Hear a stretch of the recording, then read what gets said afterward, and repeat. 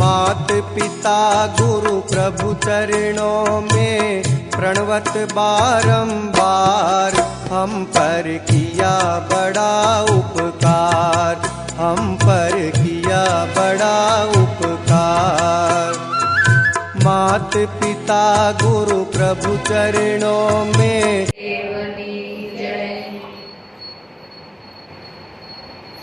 ગયા ગુરુવારે બચુરામ બાપુએ જીવનની અંદર ત્રણ દુર્લભમાં દુર્લભ વસ્તુ વિશે આપણને વાત કરી હતી કે પહેલા તો મનુષ્ય દેહ મળવો દુર્લભ છે. માણસનો તો અવતાર મળી જાય આપણને, પણ એમાંય ઈશ્વર પ્રાપ્તિની ઈચ્છા, ભૌતિકતાની તો ઈચ્છા બધાને હોય જ, પણ ઈશ્વર પ્રાપ્તિની ઈચ્છા, જે મોક્ષ જેને કહે છે કે મુક્ત થવું છે, એની ઈચ્છા એનાથી એ દુર્લભ છે. એનાથી એ દુર્લભ છે બ્રહ્મનિષ્ઠ અને બ્રહ્મક્ષોત્રી એવા સદગુરુ મળવા, સાચી રાહ બતાવવા વાળા એવા સદગુરુ મળવા એનાથી પણ દુર્લભ. સદગુરુ મળી ગયા, પણ સદગુરુની સેવા કરવાનો લાભ એ પણ એનાથી દુર્લભ છે. એમ જેમ જેમ દ્રષ્ટિ કરતા ગયા તેમ દુર્લભમાં દુર્લભ બચુરામ બાપુને જણાતું ગયું કે મારા જીવનની અંદર જો કોઈ કિંમતી અમૂલ્ય વાત વસ્તુ હોય તો સદગુરુની વાત છે.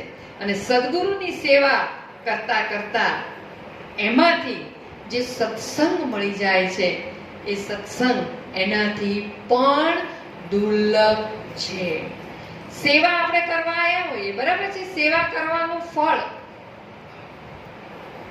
અંતઃકરણની શુદ્ધિ થઈ જાય છે, આપણા દેહ ભાવ આપણો મટે છે. અને એ સેવા કરતા કરતા અચાનક કોઈ એવા સંત મહાપુરુષો આવી જાય ને એ જે બે સંત મહાપુરુષો જે જ્ઞાન ચર્ચા કરતા હોય, જે સત્સંગ કરતા હોય ને એ લોકોનો જે મિલાપ, જ્ઞાન ગોષ્ઠી જે આપણે કદી ન સાંભળ્યું હોય એવા મોતી એમના મુખમાંથી સરી જાય અને આપણે ઝીલી લઈએ તો એ લાભ એનાથી પણ દુર્લભ છે. એટલે સદગુરુ સેવા સરળ ભાવે, સત્સંગમાં સુખ પમાય. આપણે હમણાં જ જોયું ને કે સત્સંગની અંદર આપણને બીજું કઈ યાદ આવતું નથી. રાતનો શું થઈ જાય દિવસ, રાતનો થઈ ગયો દી. એવી મોજ આપણને આવે છે કે આપણા દેહનું પણ ભાન રહેતું નથી. તો સેવા દ્વારા સત્સંગ એનાથી દુર્લભ છે. અને એ સત્સંગથી જે અગત્યની વસ્તુ છે, જેનો મહિમા છે, જે ભક્તિ જેના વડે કરવાની છે અને જે મૂળ સાધન છે એ સમરણ છે, સદગુરુનું સમરણ છે. એ સમરણ આ બધા કરતા પણ દુર્લભ છે. એ આપણને સદગુરુ આપણને આગળ સમજાવશે. અરે ખૂબ સુંદર વાત. પહેલું વર્ષાબાએ કીધું મનુષ્યનો જન્મ. એની આપણે ચોખવટ એવી કરી હતી કે ખોળિયું માણસનું મળ્યું હોય પણ મનુષ્યત્વ ના હોય.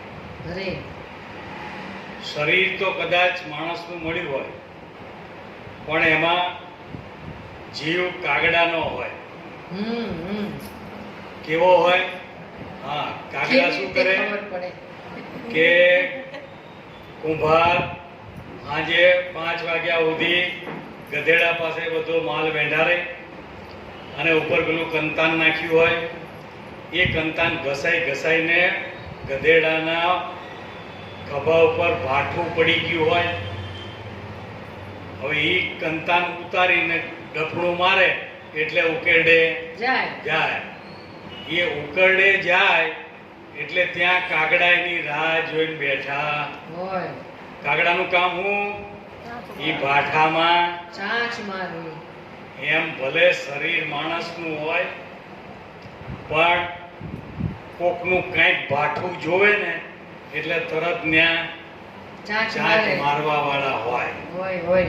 એટલે સંતો કહે કે શરીર તો ભલે માણસનું હોય પણ કરમ બધા આવા જુદા જુદા કરવા. એટલે આપણે ગયા વખતે કીધું હતું કે સંતો ચેતવણી આપે કે ગુરુ મળ્યા વગરના મનુષ્યને શું કહે છે?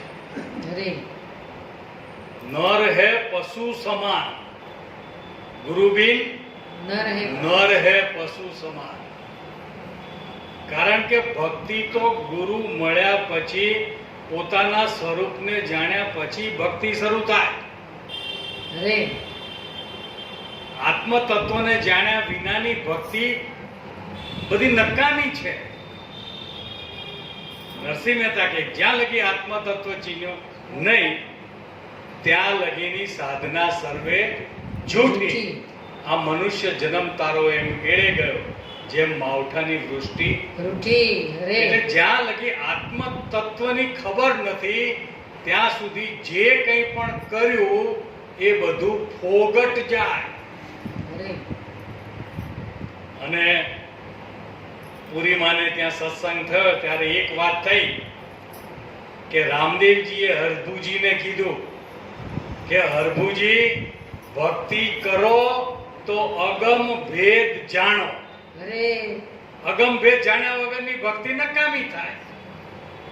આ અગમ ભેદ એટલે તારા આત્મ તત્વની ઓળખાણ કરી લે, એને અગમ ભેદ કીધો. આ નિજાર પંથ છે બહુ મોટો, અને પછી તમે મોટા મુનિવર થઈને માલો. પણ ક્યારે? કે આ પહેલા જાણી લો, આત્મ તત્વની ઓળખાણ કરી લો, અગમ ભેદને જાણી લો, પછી ભક્તિની શરૂઆત થાય. અને ભક્તિ કરવી હોય તો મનુષ્ય દેહ સિવાય બીજા કોઈ દેહમાં ભક્તિ થાય નહીં. એટલે એની મહાનતા છે. પણ એ પણ જ્યાં સુધી આપણે પોતાને આત્મ તત્વને જાણીએ નહીં ત્યાં સુધી મનુષ્ય તરીકેનું જીવન આપણું થતું નથી. પશુ સમાન કેમ કહેવામાં આવ્યું? જો પશુ ખાય, આપણે પશુ પાણી પીવે, આપણે પશુ છોકરા ઉત્પન્ન બચ્ચા કાઢે ને, આપણે બચ્ચા, પશુ ઊંઘે ને આપણે, અને પશુને દંડો ઉપાડો એટલે એને મરવાની ને આપણને મરવાની. તો એ જેટલું કરે છે એટલું જ આપણે કરીએ તો એનામાં આપણામાં કાંઈ ફરક છે નહીં. આ ફરક પાડવા માટે ગુરુની જરૂર. આ ગુરુજી મળે તો તને જ્ઞાન બતાવે. આલમ રાજાની ઓળખાણ. આ આલમ રાજા કીધું. જો તમે વિચાર કરજો, રામદેવજીએ કીધું કે અગમ ભેદ, આણે કીધું આલમ રાજા, અહીંયા કીધું આત્મ તત્વ. તો નામ જુદા જુદા છે પણ વસ્તુ એકની એક છે. એટલે આ ખોડિયાનો જન્મ માતાની કુખેથી થાય અને મનુષ્ય તરીકેનો જન્મ ગુરુના મુખેથી થાય. આ થયા પછી આપણી ખરી ભક્તિ ચાલુ થાય. ખરી ભક્તિ ચાલુ થાય એટલે ભક્તિ શેના માટે કરવાની? કે ખેતરમાં આપણે બીજ ન વાવીએ તો શું ઉગી જાય? ખડ, નકામું ઘાસ ઉગી જાય. વાવવું પડે. આપણે ઘાસ વાવીએ છીએ,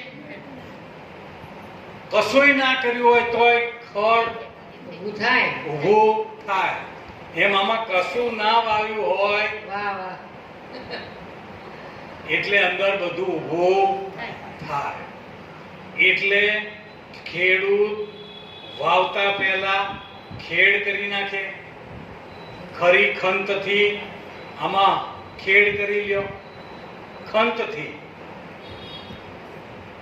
કોઈના કીધેથી નહીં. ફલાણા બેન છે ને જાય છે ને મારે ઈ જાય તો હું જવું પડશે, વાદે વાદે જવું પડશે. વાત નથી. આ તો ખરા ખંતથી જે આવે, વાહ, વાહ. તો ખંતથી જે ખેડ કરે પછી એના ઉપર તડકો પડવા દે.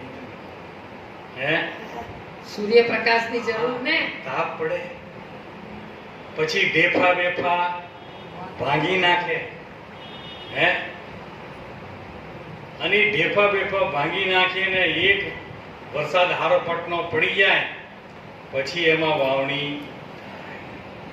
પોચી કરે ને જમીન. એમ સદગુરુની પાસે જવું હોય એમ વર્ષાભાઈએ કીધું કે તડપ થવી જોઈએ. આ જીવન મુક્ત થવા માટેની લગ્ની લાગવી પડે. લગ્ની લાગે, તડપ થાય, આ તપે. અને આવું તપીને તૈયાર થયું હોય એટલે સદગુરુના ઢેફા પેલા ભાંગી નાખે. કયા ઢેફા ભાંગે કે ભાઈ સૌથી પહેલા તો તું છે ને આ શરીરને હું છું એ માની રહ્યો છે ને, આ ઢેફું પેલું ભાંગી નાખ. શરીર તું, આ શરીરમાં રહેવા વાળું તત્વ તું છે. અને આ શરીરમાં જે કંઈ થાય છે એને જાણવા વાળું તત્વ તું છે. એટલે ભીમ સાહેબે જીવન સાહેબને કીધું કે જીવન 5 તત્વ 3 ગુણ આ 25 લેજો વિચારી, મંથન કરી ગોતો એના મૂળમાં, અને એમાંથી તત્વ લેજો એક ધારી. આ તત્વ એ આપણી ભીતર સુભર ભરેલું છે, એને આપણે તારવી. અને આ સદગુરુ મળી જાય, ઢેફા ભાંગી જાય અને હેલી થાય એટલે બીજ વાવી. બીજ વાવ્યા પછી એમાંથી અંકુર ફોડવા માટે આપણે કઈ મહેનત કરવી પડે કે રોજ જોવા જવું પડે એટલે ઉગ્યું કે નહીં, ઉગ્યું કે નહીં, ઓલું ઉગ્યું કે નહીં, આ બીજ ઊંધું પડ્યું તું, આ સીધું પડ્યું તું, આ આડું પડ્યું તું, જોવા જઈએ. ગમે તેમ પડ્યું, બીજ ઊંધું પડ્યું, આડું પડ્યું, ઊભું પડ્યું, ગમે તેમ પડ્યું હોય, પણ વાતાવરણ મળે એટલે એમાંથી અંકુર આપોઆપ ફૂટે. આ અંકુર ફૂટે અને થોડાક વધે પછી એની અંદર સાફ સફાઈ કરવી પડે. શું કે એને નિંદામણ કરવી પડે. આપણે તો ગામની નિંદા કરીએ, નિંદામણ ના કરીએ. એમાંથી આપણને ટાઈમ ના મળે નિંદા કરવા માટે.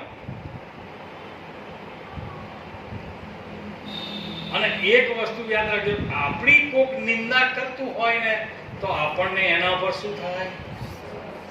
ગુસ્સો આવે, ક્રોધ આવે. તો સંત હોય ને તો રાજી થાય.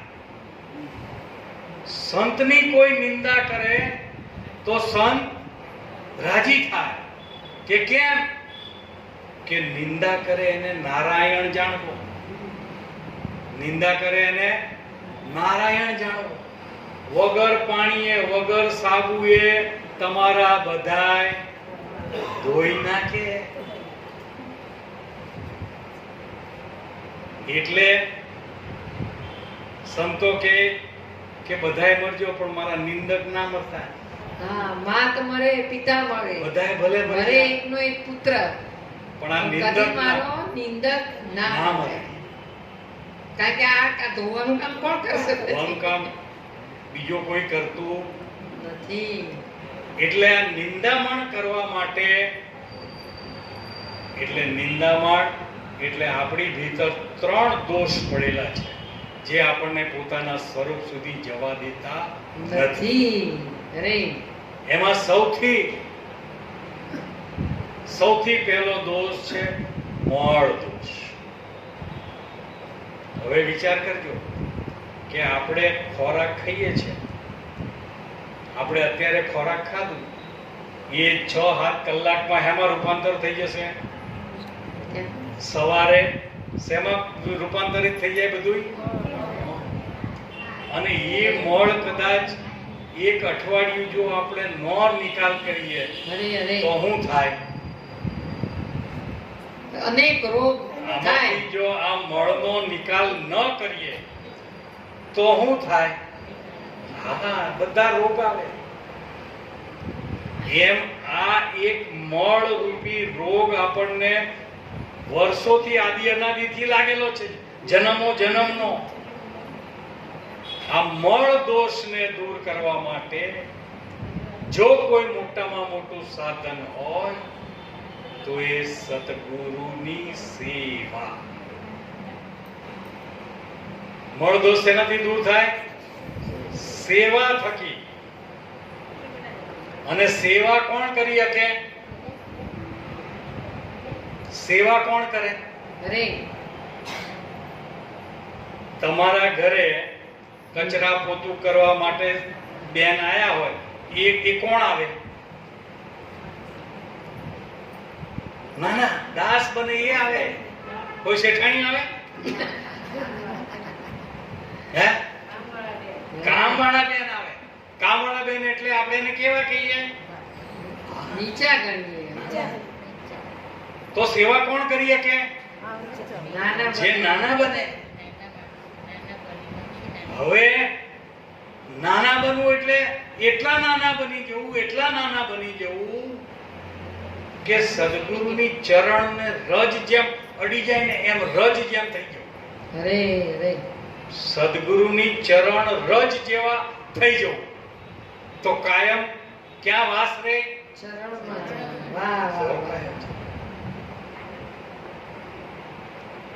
અહીંયા ઝાડ હોય, ઝાડનું ઠૂઠું રહી ગયું હોય તો ઠૂઠું તો બધાને નડે.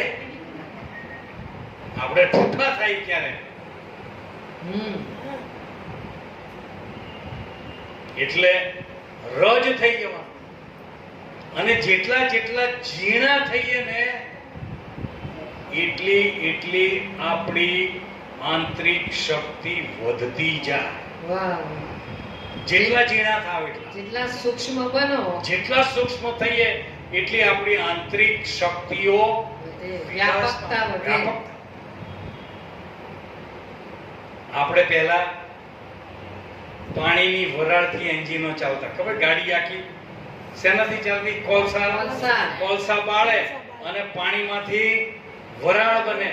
અને એ વરાળ આખા એન્જિનને, આખી ગાડીને ધક્કા મારે. તે વરાળ શું છે? પાણીનું સૂક્ષ્મ સ્વરૂપ. અને પાણીનું ઘન સ્વરૂપ જોવા જાવ ને તો બરફ. તો બરફને તો લઈ જવો હોય તો ભારે પડે, વજનદાર થાય. આપણે લઈ જવો પડે. અને એનું એ પાણી બરફમાંથી પાણી થયું, પાણીમાંથી વરાળ થયું. વરાળ થઈ એટલે લાખો ટન વજન ખેંચી જાય. કેટલી તાકાત વધી ગઈ. અને એની ગતિ ક્યાં જાય પછી? એમ જેટલા સૂક્ષ્મ થતા જઈએ એટલી સૂક્ષ્મ વાતો સમજણમાં આવે. કે અધર તખત પર મારા ગુરુના આસન. હે? દાસ સતારને ગુરુ ધ્યાની મળ્યા અને વાત બતાવી છાની. આ ઝીણી વાતો આ ગુરુએ મને બતાવી. કેમ? કે રેતીમાં ખાંડના દાણા પડી ગયા હોય તો હાથી, ઘોડા, ગધેડા ઈ દાણા વીણીએ કે? એ વીણવા માટે કોણ જોઈએ? કીડીઓ થવું પડે, ઝીણું થવું પડે. એમ તમે દરેક સંતોના ફોટા જોશો ને તો આટલી કે કેટલી વાત છે?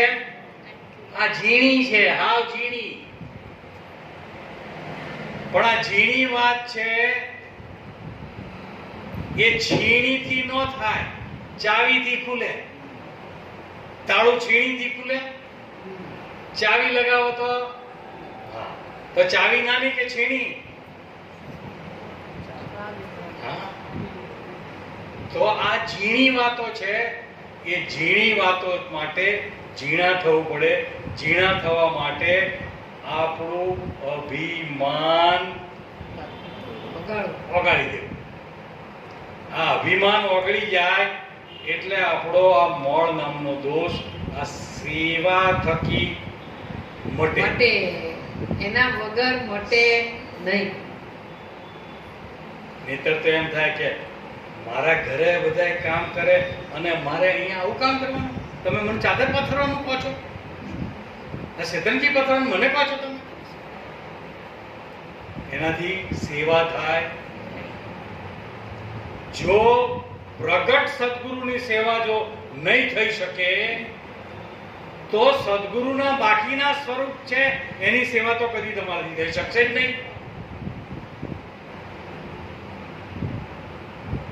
પ્રગટ સદગુરુની જો સેવા નહીં થાય આપણાથી તો સદગુરુએ જેમ કીધું છે કે સર્વે રૂપ સદગુરુના, બધાય રૂપ મારા જ છે. તારી દ્રષ્ટિ જ્યાં પડે ત્યાં સદગુરુ જોજે તો સેવા થશે. તો સેવા થશે. પણ મને તો હાહુ દેખાય છે, એમાં સદગુરુ નથી દેખાતા. બહુ સાચી વાત છે.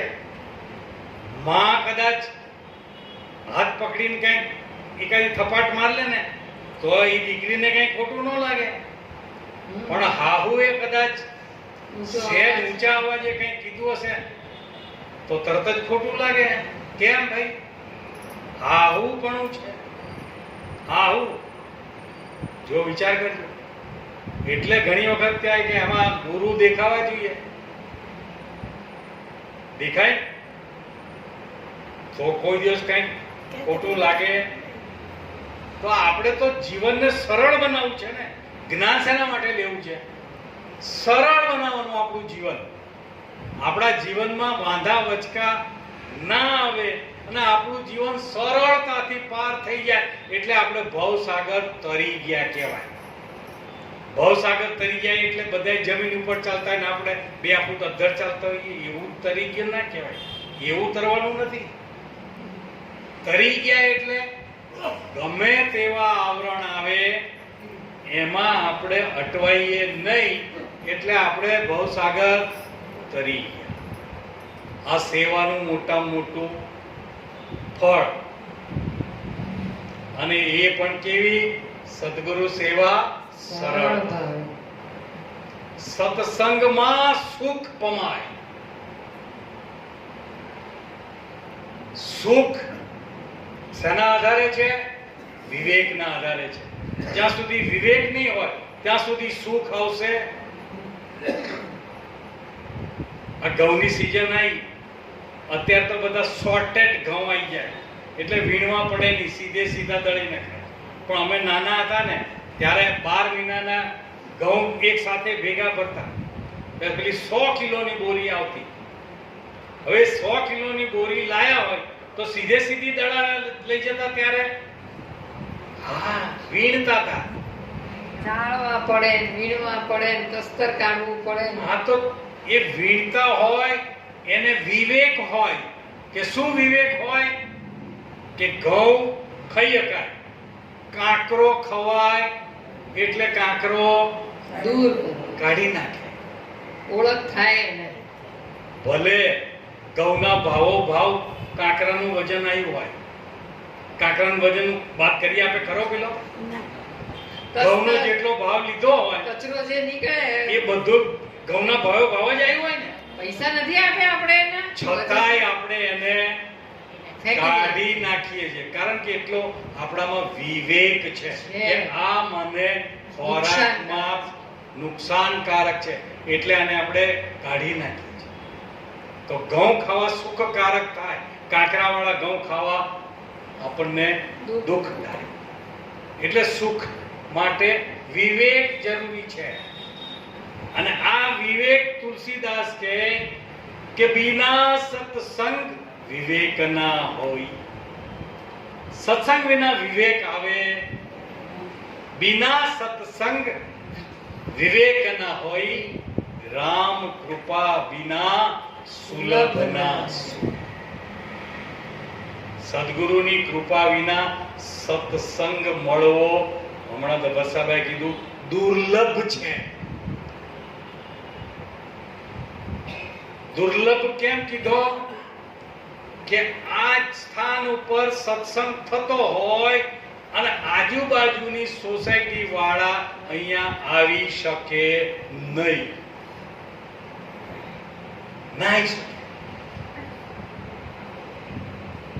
હાજર હોવા છતાં જે લાભ ના લે એને દુર્લભ વસ્તુ છે છતાં પણ એનો લાભ લઈ શકતા નથી, એટલે એને દુર્લભ.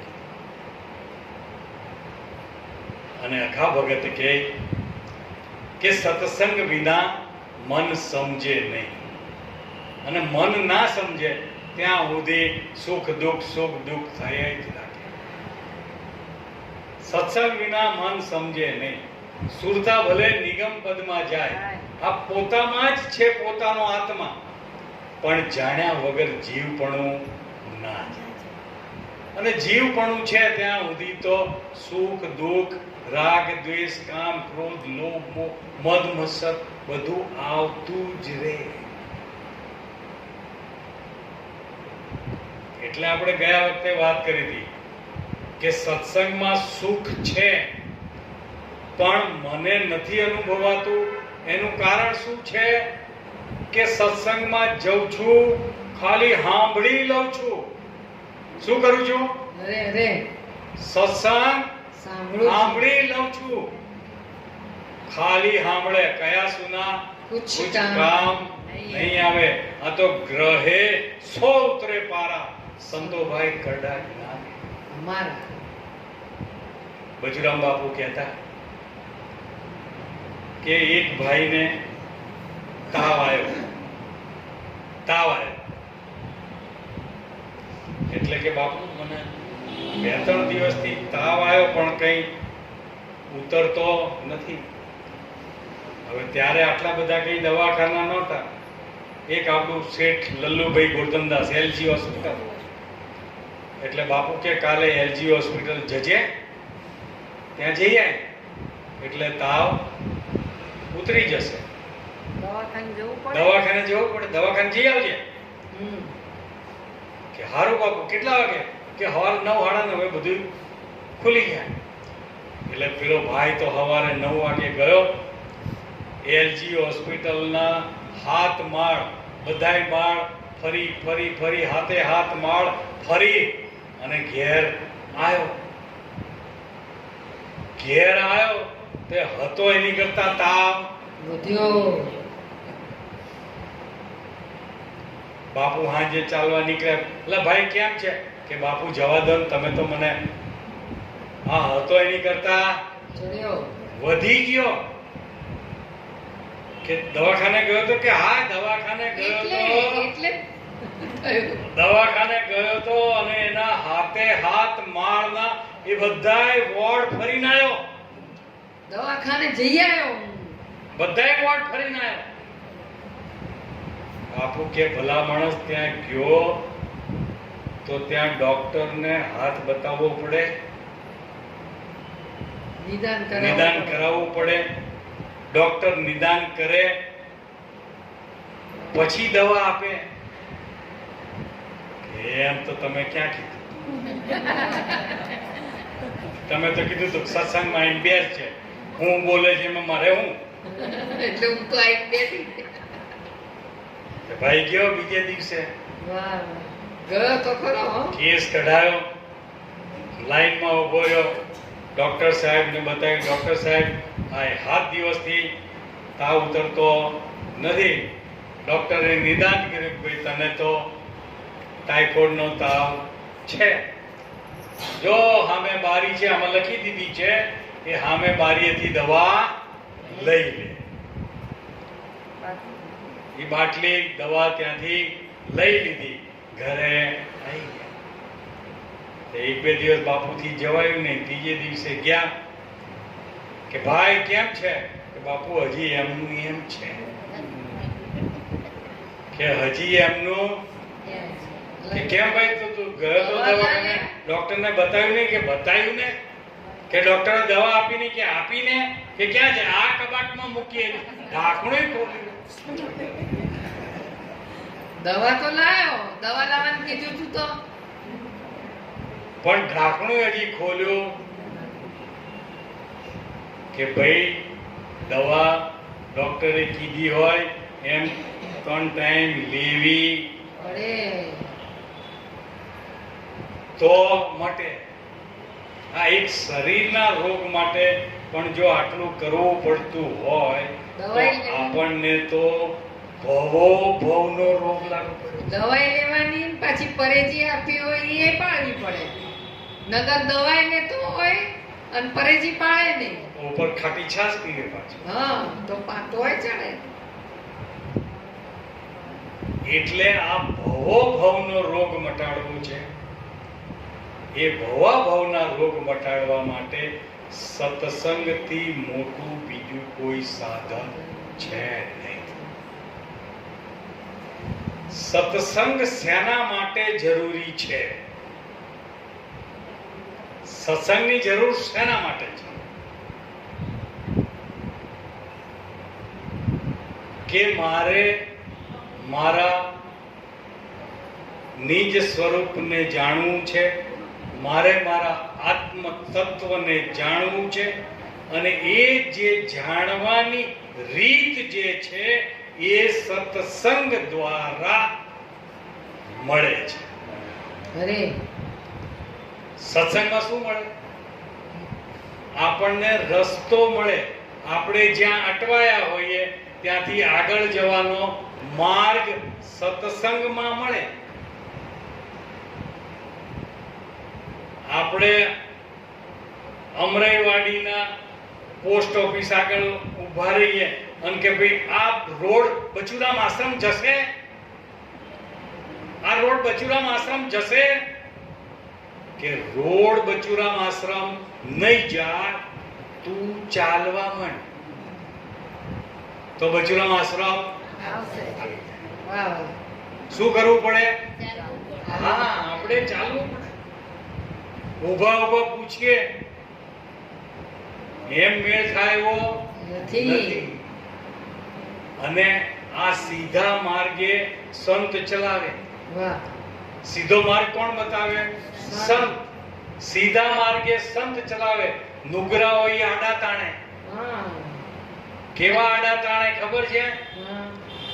કે કદાચ સત્સંગમાં આયા હોય અને તમને એમ થાય કે ના ભાઈ સત્સંગ સારો થાય છે, ફલાણું થાય છે, અને 2-4 વખત આયા અને ઘરમાં કોક બીમાર પડે એટલે તરત જ આજુબાજુ વાળા આવે. એ આને છોડી અને આમ જવા માંડ્યા છો ને એટલે જો આ બધું એનું પરિણામ છે. આ બધા નુગરા શું કરે? આડા તાણે. રવિ રામ કહે કહ્યું ના માને. રવિ રામ કહે કહ્યું ના માને, પછી જરૂર જમના બાણે. પછી જમના પોકલા ખાવા પડે. આ તો કોનું કામ થાય? કે જે સંતના કહ્યા પ્રમાણે ચાલે.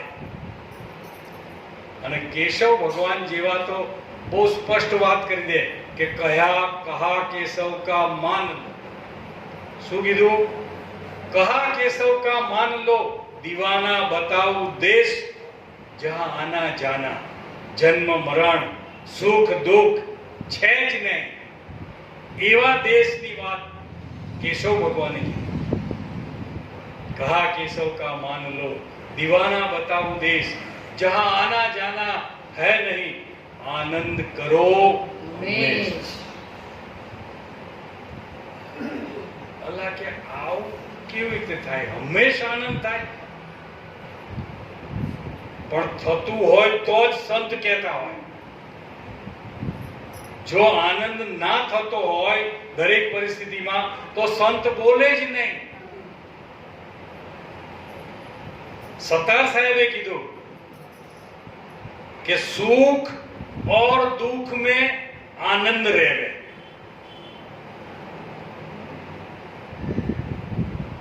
બોલો હવે આ કેવી વાત કરી? સુખ और दुख में आनंद रेवे, हरदम हरि गुण गावे, साधु भाई वो नर हमको।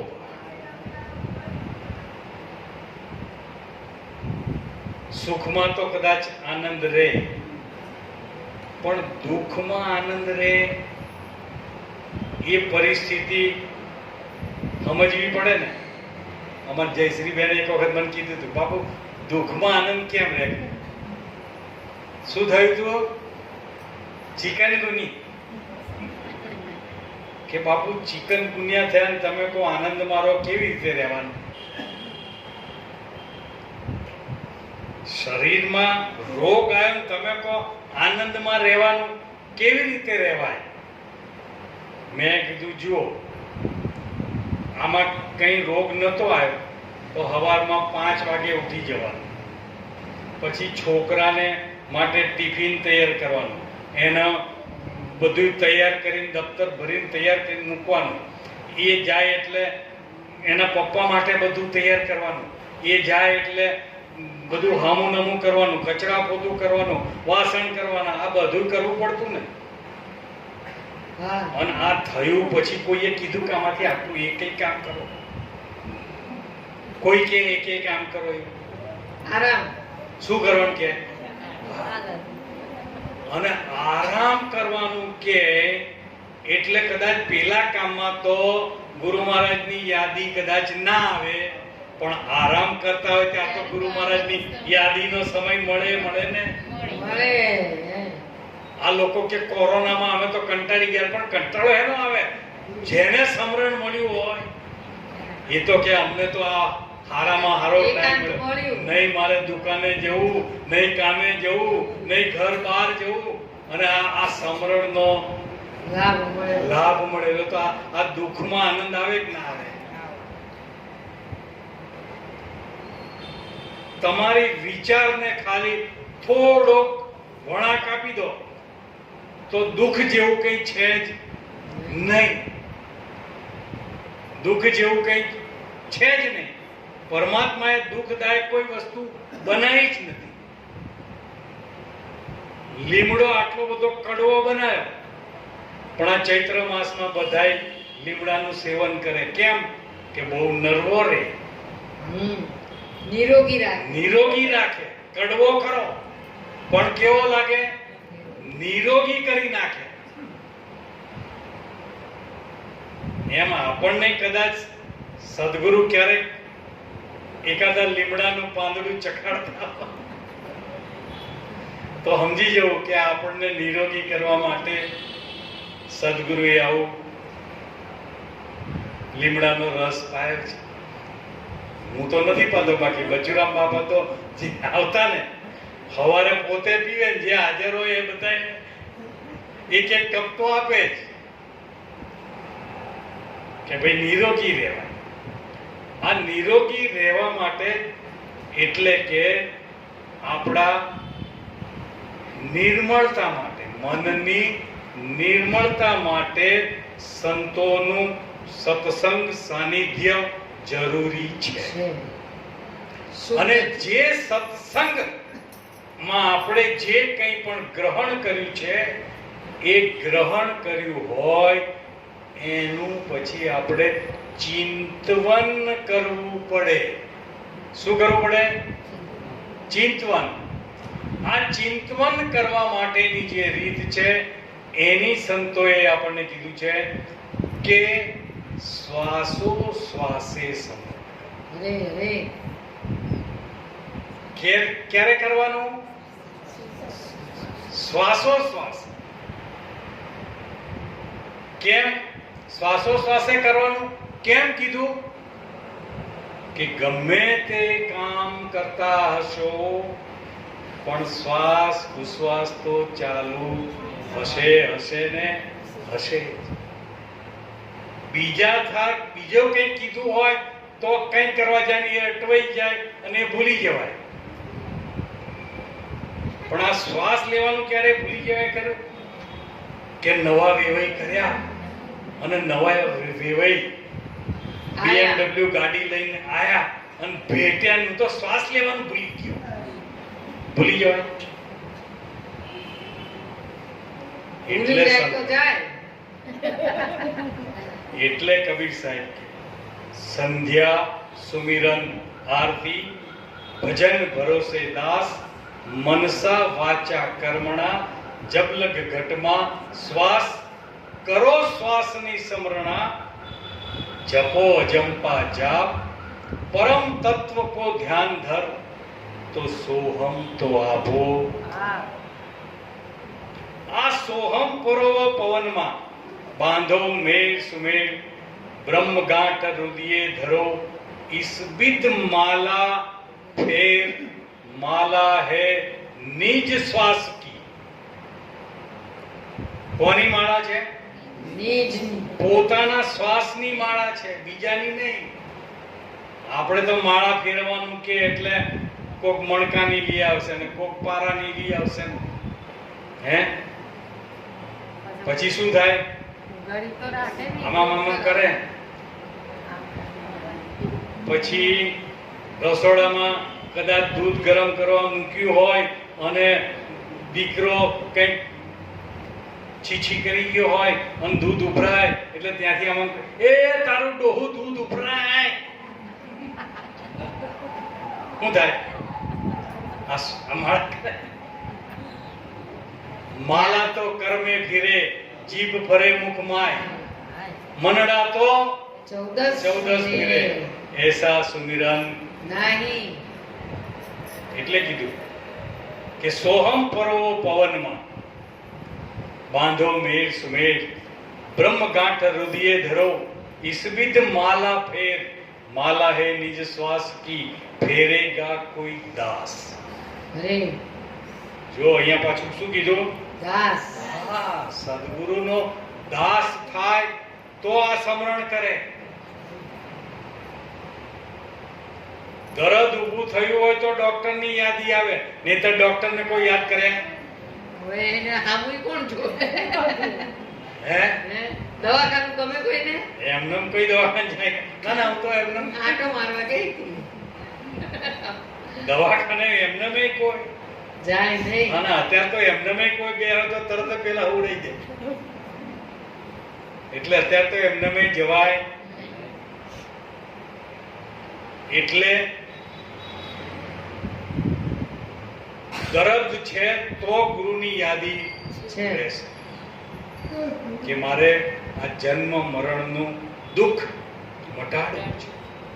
અને આ દુઃખ મટાડવા માટેનું જો કોઈ માર્ગ બતાવનાર હોય તો સદગુરુ સિવાય બીજું કોઈ છે. केशव भगवान के केशव इस संसार में जन्म मरण दो है दुख. सतगुरु शरण ग्रही लो तो अटल पाओ सुख. आ सुख जो प्राप्त करવું હોય તો સતગુરુનું શરણ સ્વીકારવું પડે. સતગુરુનું શરણ સ્વીકારવું હોય તો સદગુરુની યાદી નિત્ય રાખવી પડે. નિત્ય યાદી રાખવી એને સમરણ કીધું છે. સમરણ એટલે આપણને વિસ્મરણ થઈ જાય છે. વિસ્મરણ થઈ જાય. શું થઈ જાય? ભૂલી ગયા છીએ. વિસ્મરણ થયું છે. એ વિસ્મરણ જે થઈ ગયું છે એનું ખાલી યાદી કરવી છે, સ્મરણ કરી લેવાનું છે. અને એ સ્મરણની સૌથી મોટા મોટી જો સાધન કીધું હોય તો નિરંજન માલા ઘટમાં ફરે દિન રાતી. ઉપર આતી નીચે જાતી શ્વાસ શ્વાસ પલટાતી. આ માળા ફરી જ રહી છે. આ માળા શું કરી રહી છે? ફરી જ રહી છે. નિરંજન માળા ઘટમાં ફરે દિવસ ને રાત. અજ્ઞાની નર બુજત નહીં, એનામાં લક્ષ્ય નથી. વૃથા જન્મ ગવાય. તો સદગુરુ મળે તો આ જે માળા ફરી રહી છે આ દોરામાં શબ્દ રૂપી એક એક મણકો પરોવાતો જાય. એકલા દોરાને આપણે માળા કે હાર કહીએ. એકલા દોરાને હાર કે માળા કહેવાય કરી, પણ એમાં મણકા જ્યારે પરોવાતા જાય, અને આના માટે ગંગા સતીએ કીધું કે વીજળીના ચમકારે આ મોતીડા પરોવી લે પાનભાઈ. આ મોતીડા એટલે સદગુરુ રૂપી શબ્દ. સદગુરુએ જે તને શબ્દ આપ્યો છે, આ મોતીડા, આ વીજળીનો ચમકારો, આ એક શ્વાસ તારો લેવાયો છે, આ મૂક્યા પછી ફરી આવશે કે નહીં એની ખબર નથી, એટલે આને વીજળીનો ચમકારો કીધો છે. વીજળીના ચમકારે આ મોતીડા પરોવી લે પાનભાઈ, અચાનક અંધારા થશે. જોત જોતામાં દિવસો વયા જશે અને 21,600 ને કાળ ખાશે. આવા આપણા 24 કલાકમાં 21,600 શ્વાસા ચાલી રહ્યા છે, પણ ગુરુ નથી મળ્યા ત્યાં સુધી આ બધા શ્વાસા કાળના મુખમાં ગયા છે. ક્યાં જાય છે? અરે કાળના મુખમાં ગયા છે. અને ધીરે ધીરે ધીરે આપણું આ શરીર કાળના મુખ તરફ પ્રયાણ કરી રહ્યું છે. આમાંથી જો છુટકારો મેળવવો હોય તો સદગુરુનું સ્મરણ આમાં મોટામાં મોટું સાધન છે. આ સાધન વગર ત્યાં જવાતું, કારણ કે આ માર્ગ કેવો છે? વિહંગ માર્ગ છે. વિહંગ માર્ગ. કારણ કે ભૂમિ ઉપર તો ભૂચર ચાલે, એમાં વિઘ્ન અનંત જોને. જમીન ઉપર ચાલો, રોડ ઉપર આવો એટલે ક્યાંક ને ક્યાંક ટ્રાફિક નડે ને ફલાણું નડે ને આમેથી કોક આવે ને બમ્પ આવે, ખાડા આવે, બધુંય નડે. આ ભૂમિ ઉપર તો ભૂચર ચાલે. એટલે આ ભૂમિ ઉપર ચાલવું એટલે સંતોએ એને આચારી કીધા. કેવા કીધા? આચારી.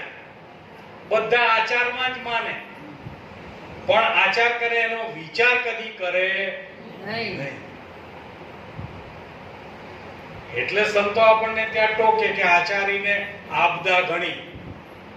આચારીને આપદા ઘણી, બુદ્ધિ હોય જેની બાપડી. આ થોડા થોડામાં ફસકાઈ રહે એમ કે છે બુઢો. એને વારંવાર નડે કંઈક નું કંઈક આચારીને. પણ વિચારી ન હોય તો એના માટે તો કીધું કે બિના વિચાર સકલ જગ ભૂલ્યા, આ જ્ઞાન વિના ગુચવાયા. સંતોભાઈ માયા મૂળે વિચાર કરે એના માટે માયા જેવું કઈ છે જ નહીં. એટલે ખૂબ શાંતિપૂર્વક જે વિચાર કરશે સદગુરુના શબ્દનો વિચાર કરવાનો છે, મંથન કરવાનું છે, શબ્દમાંથી સાર કાઢવાનો છે. અને એ સાર મંથન વગર નીકળે એવો નથી. અને એકલા પાણીમાં ખાલી કદાચ ફેરવીએ, વલણો કરીએ તોય એમાંથી કંઈ નીકળે એવું નથી. અને કદાચ છાશ બની ગઈ છે પણ વલણો જ નહીં કરીએ તો એમાંથી માખણ તરે એવું નથી. જો માખણ તારવવું હશે તો વલણું તો કરવું પડશે ને. એટલે સમરણને સંતો કહે છે કે સમરણ કરો તો ખાલી શબ્દને વાગોળવાના નથી. સોહમ સોહમ બોલે રે मैना, अष्ट पहर है वेद का कहना. પણ ડાળ ઉપર બેસીને ખાલી બોલે જ રાખે, કભી થડે કે વિશ્રામ તો લેના. શું બોલે છે એની ગમ તો હોવી જોઈએ.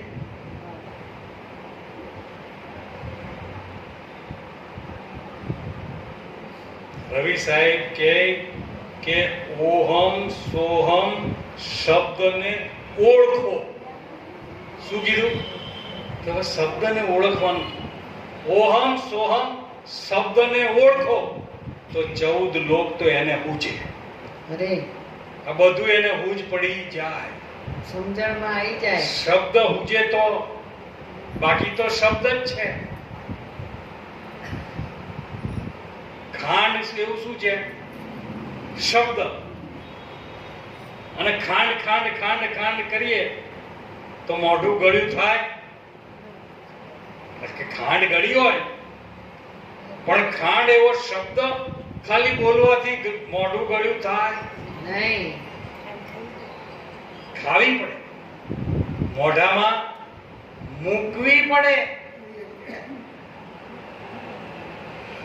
એમ કદાચ સદગુરુ મળી ગયા હોય, સદગુરુ પાસેથી શબ્દ પણ લઈ લીધો હોય, પણ લીધો છે ગુરુ કરી લીધા, ગુરુ કરી લીધા. ચાવી તો કે ખીચામાં. અલા ગુરુ મહારાજે એવા બંગલાની ચાવી આપી છે કે 1000 ચોરસ મીટરનો પ્લોટ, એમાં 250 વારનું બાંધકામ, એમાં 20 બાય 22 નો ડ્રોઈંગ રૂમ, 17 બાય 15 ના બેડરૂમ, 12 બાય 12 ના બાથરૂમ, એમાં બધું બની ગયું. આટલો મોટો બંગલો 250 ચોરસ મીટરનો. પછી એનો મેઇન દરવાજો કેટલાનો લાગે? બારણું કેટલાનું લગાડીએ? કેટલા ફૂટનું? 4 ફૂટ બાય 7 ફૂટનું. કેટલું લાગે? મોટા મોટું 4 ફૂટ નામ 7 ફૂટ એટલું બારણું લાગે. અને એ બારણાનો અડો કેટલાનો? આગળિયો કેટલાનો હોય? 1 ફૂટનો. આગળિયો કેટલો? 1 ફૂટનો. અને એ આગળિયો બંધ કરીને તાળું મારો એ કેટલા ઇંચનું? 4 ઇંચનું. અને એ 4 ઇંચના તાળામાં ચાવી જાય એ કેટલી? અંદર જાય. અંદર તો 1 ઇંચે અંદર તો 1 ઇંચે અડધો ઇંચ જાય. પણ આ અડધા ઇંચની ચાવી આપણે લઈ આવ્યા હોઈએ પણ તાળાને લગાડીએ નહીં તો એ આખો 250 ચોરસ બંગલો, શું 250 ચોરસ બારનો બંગલો સુવિધા વાળો કઈ ઉપયોગમાં આવે ખરો? ખાલી ચાવી લઈને ફરીએ, ખોલીએ નહીં.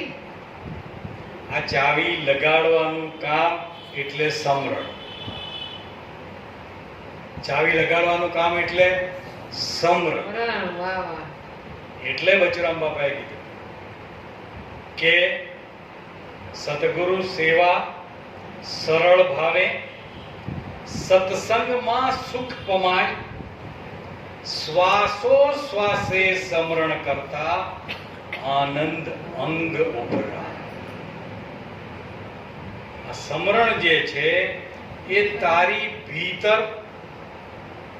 ભીતર જે આનંદનો મહાસાગર છે એ મહાસાગરમાંથી ઉછાળા મારી અને હાચા મોતી બહાર લાવે એમ છે.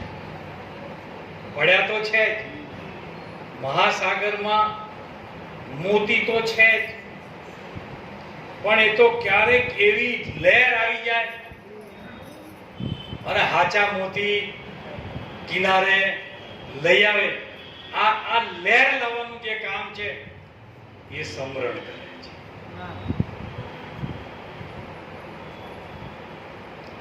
એટલે આ સમરણની ખૂબ જ અગત્યતા દર્શાવતા કેશવ ભગવાન આપણને સમજાવે કે બડા ભાગ્ય તે નર નારી. અરે ભાગ્યવાન નર નારી હોય એના માટેની વાત કરી કે બડા ભાગ્ય તે નર નારીના જેને શ્વાસ સમરણી જડી, કે શ્વાસમાં સમરણ કેમ કરવું એની યુક્તિ સદગુરુ પાસેથી મળી. એ બહુ ભાગ્યવાન છે. બડા ભાગ્ય તે નર નારીના જેને શ્વાસ સમરણી જડી. આ શ્વાસ સમરણી જડી એ તો રટના રટે છે ઘડી ઘડી. 21,600 ને સમરે. 21,600 ને સમરે તો સોહમ સુરતામાં જાય ભળી.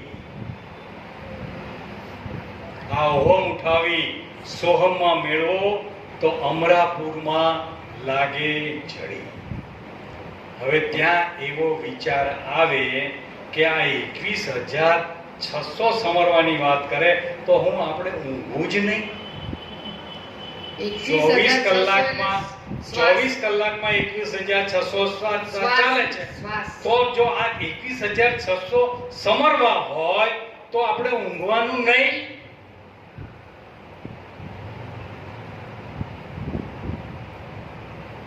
તો સંતોએ આનો સચોટ ઉપાય બતાવ્યો છે કે તમે આ સમરણ કરતા કરતા કરતા કરતા તમને કદાચ ગાઢ નિંદ્રા થઈ જાય અને તમે કેટલા કલાક સૂતા એની પણ ખબર ના પડે, અને આ ગાઢ નિંદ્રામાંથી જ્યારે જાગૃત થાવ ત્યારે તમારું સમરણ ચાલુ ને ચાલુ હોય. તો જ સંતો કહેતા હોય કે આ સમરણમાંથી અજંપા થઈ જાય, કે જે જપ્યા વગર પણ જપાતા. એ અજંપા પેલા જપવા પડતા, આ અજંપા થઈ.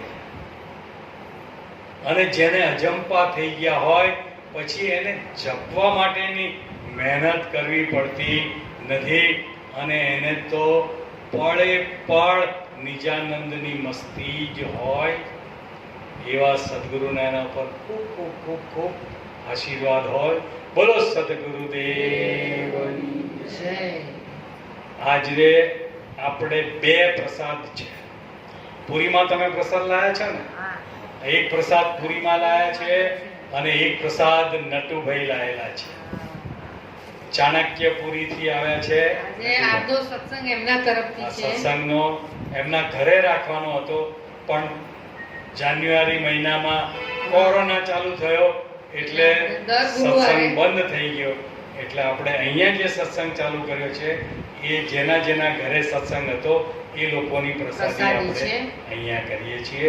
બોલો સદગુરુદેવ.